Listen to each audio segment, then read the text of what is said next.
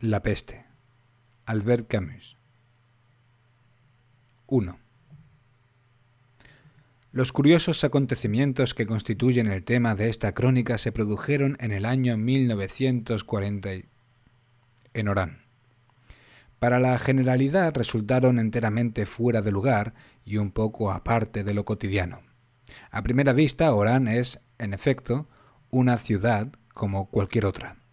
Una prefectura francesa en la costa argelina y nada más. La ciudad, en sí misma, hay que confesarlo, es fea. Su aspecto es tranquilo, y se necesita cierto tiempo para percibir lo que la hace diferente de las otras ciudades comerciales de cualquier latitud. ¿Cómo sugerir, por ejemplo, una ciudad sin palomas, sin árboles y sin jardines, donde no pueda haber aleteos ni susurros de hojas? Un lugar neutro, en una palabra. El cambio de las estaciones solo se puede notar en el cielo. La primavera se anuncia únicamente por la calidad del aire y por los cestos de flores que traen a vender los muchachos de los alrededores. Una primavera que venden en los mercados. Durante el verano, el sol abrasa las casas resecas y cubre los muros con una ceniza gris. Se llega a no poder vivir más que a la sombra de las persianas cerradas. En otoño, en cambio, un diluvio de barro. Los días buenos solo llegan en el invierno. El modo más cómodo de conocer una ciudad es averiguar cómo se trabaja en ella, cómo se ama y cómo se muere. En nuestra ciudad, por efecto del clima, todo ello se hace igual, con el mismo aire frenético y ausente. Es decir, que se aburre uno y se dedica a adquirir hábitos. Nuestros conciudadanos trabajan mucho, pero siempre para enriquecerse. Se interesan sobre todo por el comercio y se ocupan principalmente, según propia expresión, de hacer negocios. Naturalmente, también les gustan las expansiones simples, las mujeres, el cine y los baños de mar. Pero muy sensatamente, reservan los placeres para el sábado después del mediodía y el domingo, procurando los otros días de la semana hacer mucho dinero. Por las tardes, cuando dejan sus despachos, se reúnen a una hora fija en los cafés, se pasean por un determinado boulevard o se asoman al balcón. Los deseos de la gente joven son violentos y breves, mientras que los vicios de los mayores no exceden de las francachelas, los banquetes de camaradería y de los círculos donde se juega fuerte al azar de las cartas.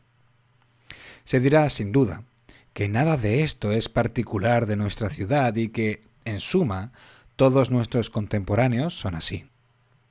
Sin duda, nada es más natural hoy día que ver a las gentes trabajar de la mañana a la noche y enseguida elegir, entre el café, el juego y la charla, el modo de perder el tiempo que les queda por vivir. Pero hay ciudades y países donde las gentes tienen, de vez en cuando, la sospecha de que existe otra cosa. En general, esto no hace cambiar sus vidas, pero al menos han tenido la sospecha y eso es su ganancia. Orán, por el contrario, es en apariencia una ciudad sin ninguna sospecha, es decir, una ciudad enteramente moderna. Por lo tanto, no es necesario especificar la manera de amar que se estila. Los hombres y las mujeres o bien se devoran rápidamente en eso que se llama el acto del amor, o bien se crean el compromiso de una larga costumbre a dúo. Entre estos dos extremos no hay término medio. Eso tampoco es original. En Orán, como en otras partes, por falta de tiempo y de reflexión, se ve uno obligado a amar sin darse cuenta. Lo más original de nuestra ciudad es la dificultad que puede uno encontrar para morir. Dificultad, por otra parte, no es la palabra justa. Sería mejor decir incomodidad. Nunca es agradable estar enfermo, pero hay ciudades y países que nos sostienen en la enfermedad. Países en los que, en cierto modo, puede uno confiarse. Un enfermo necesita alrededor blandura, necesita apoyarse en algo. Eso es natural. Pero en Orán, los extremos del clima, la importancia de los negocios, la insignificancia de lo circundante, la brevedad del crepúsculo y la calidad de los placeres, todo exige buena salud. Un enfermo necesita soledad. Imagínese entonces al que está en trance de morir como cogido en una trampa, rodeado por cientos de placeres crepitantes, de calor, en el mismo momento en que toda una población, al teléfono o en los cafés, habla de letras de cambio, de conocimientos, de descuentos. Se comprenderá fácilmente lo que puede haber de incómodo en la muerte, hasta en la muerte moderna, cuando sobreviene así en un lugar seco. Estas pocas indicaciones dan probablemente una idea suficiente de nuestra ciudad. Por lo demás, no hay por qué exagerar. Lo que es preciso subrayar es el aspecto frívolo de la población y de la vida.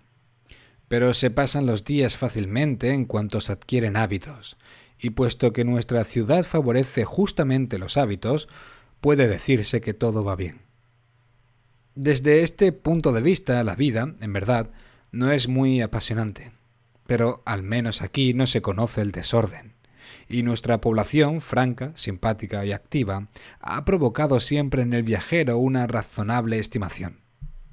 Esta ciudad, sin nada pintoresco, sin vegetación y sin alma, acaba por servir de reposo y al fin se adormece uno en ella. Pero es justo añadir que ha sido injertada en un paisaje sin igual, en medio de una meseta desnuda rodeada de colinas luminosas ante una bahía de trazo perfecto. Se puede lamentar únicamente que haya sido construida de espaldas a esta bahía y que al salir sea imposible divisar el mar sin ir expresamente a buscarlo. Siendo así las cosas, se admitirá fácilmente que no hubiese nada que hiciera esperar a nuestros conciudadanos los acontecimientos que se produjeron a principios de aquel año, y que fueron, después lo comprendimos, como los primeros síntomas de la serie de acontecimientos graves que nos hemos propuesto señalar en esta crónica. Estos hechos parecerán a muchos naturales y a otros, por el contrario, inverosímiles. Pero después de todo, un cronista no puede tener en cuenta esas contradicciones. Su misión es únicamente decir esto pasó, cuando sabe que pasó en efecto, que interesó la vida de todo un pueblo y que, por lo tanto, hay miles de testigos que en el fondo de su corazón sabrán estimar la verdad de lo que dice. Por lo demás, el narrador, que será conocido a su tiempo, no tendría ningún título que rogarse en semejante empresa si la muerte no lo hubiera llevado a ser depositario de numerosas confidencias y si la fuerza de las cosas no lo hubiera mezclado con todo lo que intenta relatar. Esto es lo que lo autoriza a hacer el trabajo de historiador. Por supuesto, un historiador, aunque sea un mero aficionado, siempre tiene documentos. El narrador de esta historia tiene los suyos. Ante todo, su testimonio, después el de los otros, puesto que por el papel que desempeñó tuvo que recoger las confidencias de todos los personajes de esta crónica e incluso los textos que le cayeron en las manos.